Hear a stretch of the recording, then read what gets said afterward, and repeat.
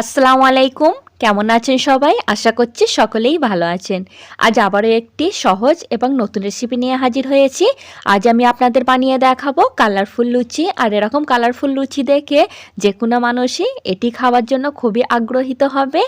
আর যেহেতু সবজি দেখা যায় অনেক সময় বাচ্চারা খেতে চায় না, তাই আপনারা যদি ন্যাচারাল সবজি থেকে ন্যাচারাল কালারে যদি এরকম লুচি বানিয়ে তাদেরকে দেন, দেখা যাবে যে তাদের শরীরে প্রোটিনটাও যাচ্ছে আর তারই সাথে তারা খুব ভালোবেসে এই নাস্তাগুলি খাবে। তাই এই রেসিপিটি ভালো লাগলে ভিডিওটি লাইক করবেন, শেয়ার করবেন এবং চ্যানেলটি সাবস্ক্রাইব করে পাশে থাকার অনুরোধ রইল। চলুন তাহলে ভিডিওটি শুরু করা যাক।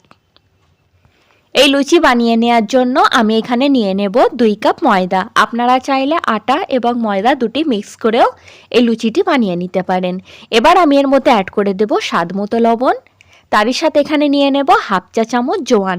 আর এই জোয়ান আমি একটি হাতের তালুতে রেখে অপর হাতের তালু দিয়ে একটু চাপ দিয়ে একটু গুঁড়ো করে নেব, যাতে এই ফ্লেভারটা আরও ভালো আসে।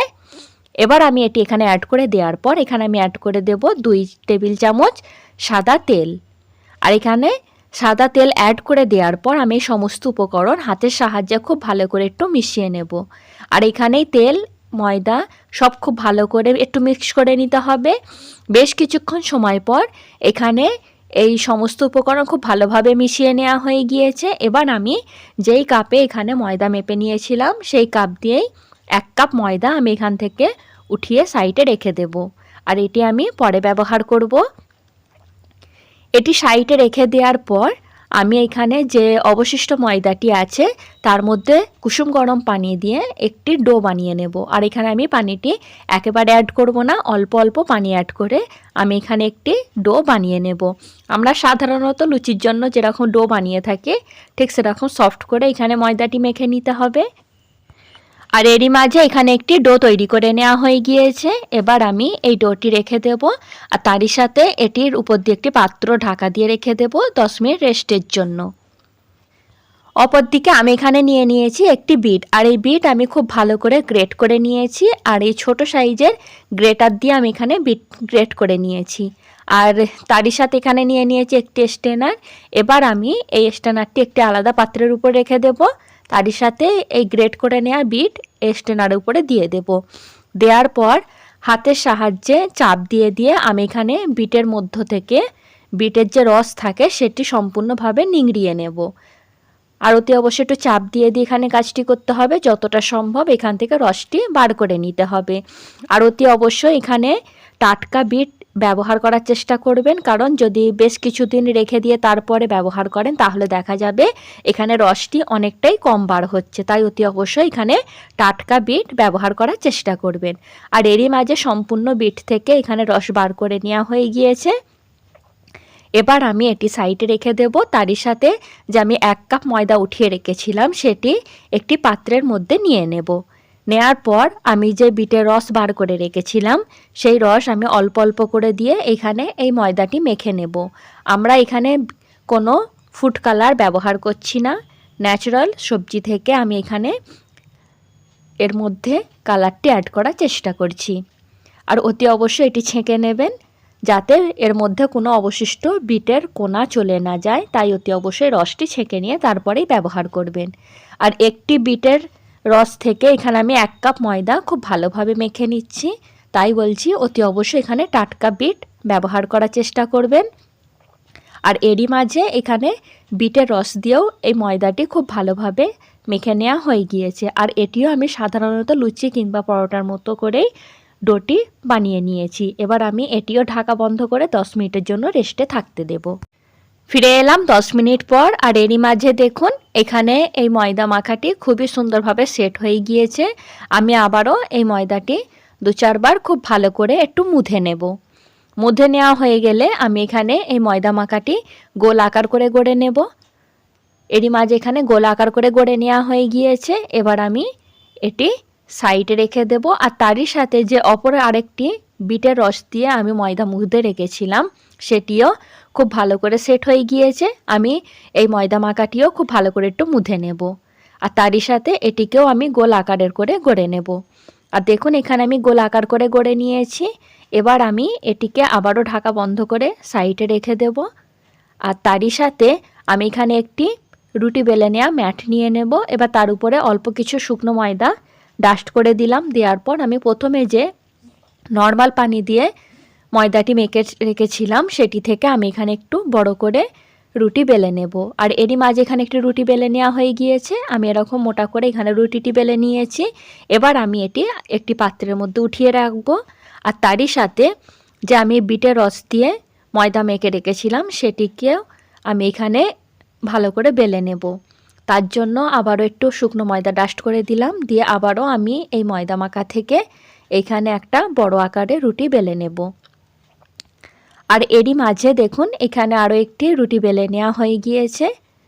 আর এই রুটিটিও আমি একটু মোটা করে বেলে নিয়েছি। আর দেখুন এখানে এই রকম মোটা রেখে রুটিটি বেলে নিয়েছি। এবার আমি আগে থেকে যে নর্মাল পানি দিয়ে ময়দাটি মেখে রেখেছিলাম সেই রুটিটি এখানে নিয়ে নিয়েছি। এবার আমি এর উপর দিয়ে কিছুটা পানির সাহায্যে ব্রাশ করে দেব। আর অতি অবশ্যই এই কাজটি করার চেষ্টা করবেন, এর ফলে এখানে এই পানিটি আঠার কাজ করবে, তাই অতি অবশ্যই এখানে পানিটি অ্যাড করার চেষ্টা করবেন। আর এরই মাঝে চতুর্দিক দিয়ে পানি খুব ভালো করে ব্রাশ করে দেওয়া হয়ে গিয়েছে। এবার বিটের রস দিয়ে তৈরি করা রুটিটি আমি এই রুটির উপর দিয়ে দিলাম। আর দিয়ে আমি চতুর্দিক থেকে খুব ভালো করে লাগিয়ে দেব। আর এই কাজটি কীরকমভাবে করছি আশা করছি আপনারা ভিডিওটিতে দেখে বুঝতেই পাচ্ছেন। এরই মাঝে খুব ভালো করে লাগিয়ে দিয়েছি। এবার আমি হাতের সাহায্যে একটু চাপ দিয়ে দুটি রুটি খুব ভালোভাবে একটু আটকে দেওয়ার চেষ্টা করব। আর এরই মাঝে খুব ভালো করে চারিদিক থেকে খুব ভালো করে চাপ দিয়ে আমি এটি আটকিয়ে দিয়েছি। এবার আমি আবারও এখানে কিছুটা শুকনো ময়দা ডাস্ট করে নেওয়ার পর আবারও এই রুটি এর উপর দিয়ে রেখে আমি বেলনির সাহায্যে এখানে একটি বড় সাইজ করে পাতলা রুটি বেলে নেব। আর অতি অবশ্যই এখানে যতটা পারবেন একটু পাতলা করে রুটিটি বেলে নেওয়ার চেষ্টা করবেন। আর এরই মাঝে এখানে খুব বড় করে রুটিটি বেলে নেওয়া হয়ে গিয়েছে। আর ভিডিওটিতে আপনারা দেখে বুঝতেই পাচ্ছেন যেখানে আমি রুটিটি একটু লম্বা আকার করে আর খুব বড় করে বেলে নিয়েছি। আর আপনারাও চেষ্টা করবেন রুটিটি একটু লম্বা করে বেলে নেওয়ার। এবার আমি আবারও এর উপর দিয়ে খুব পানির সাহায্যে খুব ভালো করে ব্রাশ করে দেব। আর অতি অবশ্যই এখানেও পানিটি অ্যাড করার চেষ্টা করবেন, খুব বেশি পানি না, অল্প অল্প পানি দিয়ে এখানে ব্রাশ করে নিতে হবে। এবার আমি যে লম্বা দিকটা লম্বাভাবেই রেখে দিয়ে সাইড থেকে এখানে রুটিটি রোলের মতো করে গড়ে নেব। আর এই কাজটি কীরকমভাবে করছি আশা করছি ভিডিওটিতে দেখে বুঝতেই পাচ্ছেন।